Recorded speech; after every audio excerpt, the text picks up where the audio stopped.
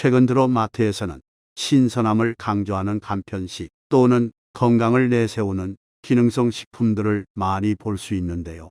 하지만 이런 식품들을 꼼꼼히 살펴보지도 않은 채 무턱대고 구매해서 섭취해버리면 오히려 몸을 망가뜨리게 된다고 합니다.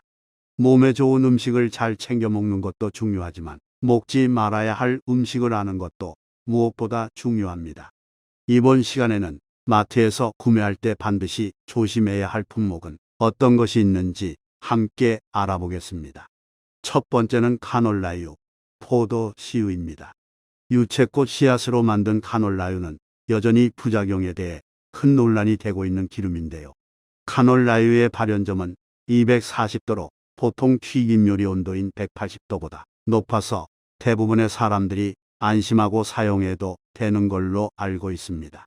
그러나 온도에 따른 기름의 변화를 측정한 연구 결과를 잘 살펴보면 카놀라유는 발연점이 높아도 산화적인 안정성이 떨어져 온도가 높으면 높을수록 다른 기름에 비해 산패 물질의 생성량이 급증하는 것으로 나타났습니다. 산패란 기름을 공기에 오랫동안 노출시키거나 높은 온도나 습도에 노출되어 기름이 변질되는 것을 말하는데, 기름이 산패되면 알데하이드와 같은 발암물질이 만들어져 심혈관 질환, 암, 치매 등 각종 질병을 유발하게 됩니다. 카놀라유에 이어서 포도 씨유 역시 문제가 많았는데요. 트랜스 지방의 함량을 나타내는 그래프를 잘 살펴보면 포도 씨유의 트랜스 지방 함량이 기본적으로 높은 데다 온도를 높이자 다른 기름에 비해 수치가 급격히 오르는 것을 확인할 수 있었습니다. 산화 안정성 역시 카놀라유와 마찬가지로 많이 떨어지는 것으로 나타났습니다. 기름에 대한 또 다른 문제는 바로 GMO인데요.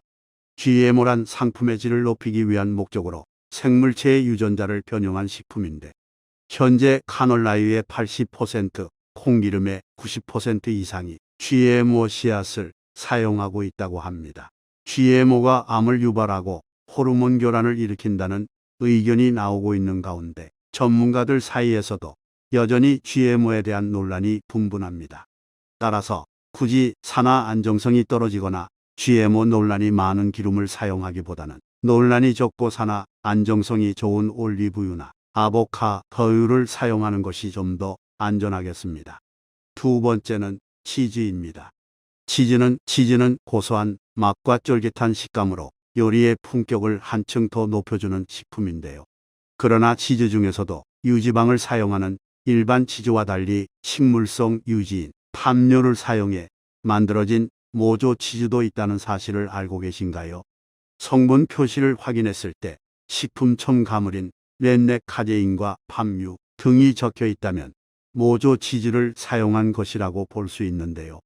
모조 치즈는 주원료인 팜유와 함께 물을 섞어서 만드는데, 이때 기름과 물이 잘 섞이도록 유화제를 넣고 둥고제 역할을 하는 렌네카제인 등을 혼합하여 진짜 치즈처럼 보이도록 만듭니다.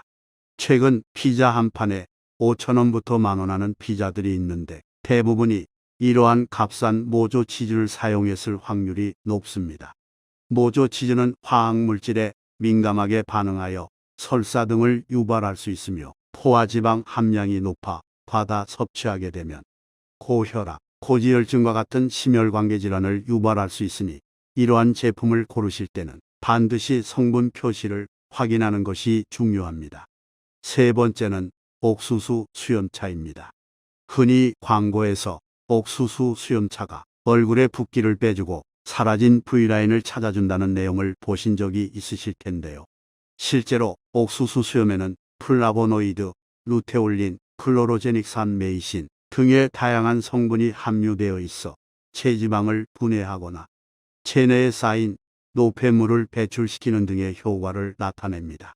그러나 시중에 판매 중인 옥수수 수염차에는 구수하고 깊은 맛을 내기 위해 착향료나 감미료 등 다량의 식품 첨가물을 사용하는 것이 대부분이며, 소비자들이 건강차가 건강에 도움을 준다고 생각해 물 마시듯 수시로 마시는 경향이 있어 오히려 부작용을 나타내기도 합니다. 옥수수에는 들어있지 않지만 옥수수 수염차에는 수용성 카페인이 들어있어 많이 마시게 될 경우 이뇨장애나 피로를 일으켜 쉽게 졸림 증상을 가져올 수 있으며 특히 다량의 칼륨이 함유되어 있어 콩팥 기능이 약한 분들에게는 오히려 심각한 부작용을 초래할 수 있습니다.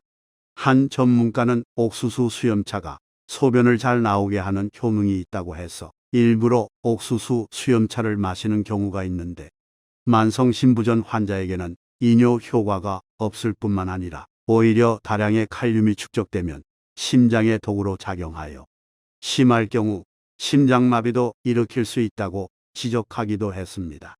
따라서 옥수수 수염차와 같은 차, 음료들은 되도록 적게 마시는 것이 좋겠습니다. 네 번째는 밀가루입니다. 밀가루는 탄수화물이 92%, 단백질 8%로 구성된 고탄수화물 식품으로서 당 지수가 높은 음식에 속합니다.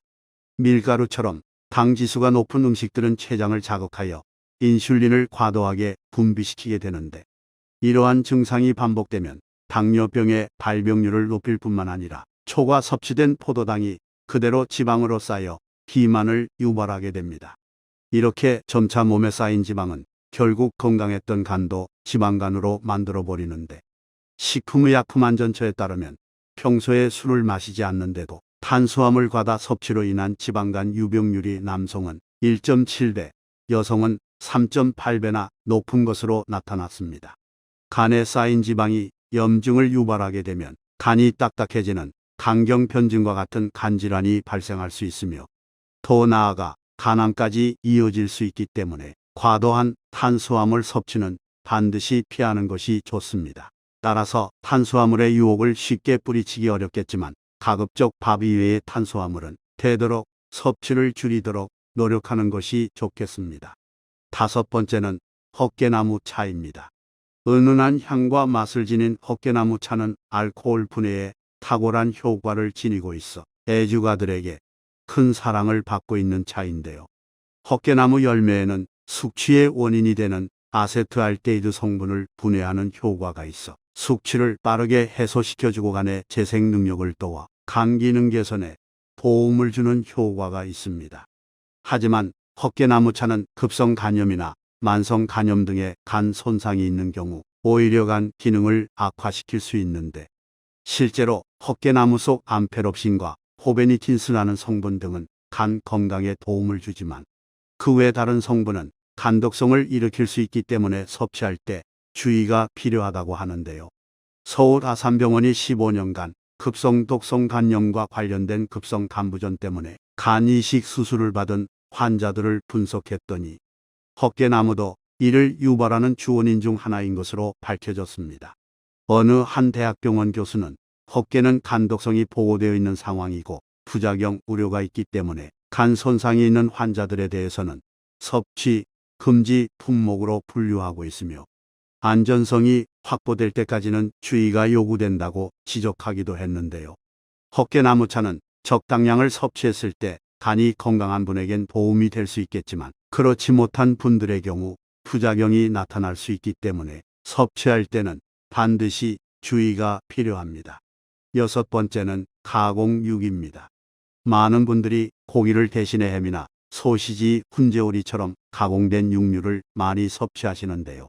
하지만 이러한 가공육에는 먹음직스러운 색을 내기 위한 발색제를 비롯해 많은 양의 나트륨이 들어가고 고기를 절이거나 발효, 훈제하는 과정에서 보존료나 화합물들이 첨가되기 때문에 우리의 장 건강을 크게 망가뜨립니다. 실제로 가공육은 생산 과정에서 발색제 및 보존제로 사용되는 아질산 나트륨이라는 성분이 첨가되는데 이것이 단백질 속에 아민이라는 성분과 만나면 니트로사민이라는 발암물질이 만들어지게 됩니다. 국제암연구소에 따르면 매일 50g의 가공육을 섭취할 경우 대장암 발생 위험이 18% 증가한다고 발표했으며 이로 인해 가공육을 인체 발암물질 1군으로 지정하기도 했습니다. 전문가들은 가끔 먹는 가공육은 크게 문제될 게 없겠지만 꾸준히 자주 섭취하는 것이라면 암 발생 위험 역시 커질 수밖에 없다고 하는데요. 건강을 위해서라면 되도록 가공육 섭취는 피하는 것이 좋겠습니다. 일곱 번째는 과일 주스입니다. 평소에 건강에 좋은 줄 알고 마셔왔던 과일 주스가 오히려 건강을 망치는 독이었다고 하는데요. 시중에 판매 중인 과일 주스 대부분은 생각보다 당분이 과도하게 많이 함유되어 있어 콜라나 사이다 같은 탄산음료를 마시는 거나 마찬가지인 셈이라고 합니다.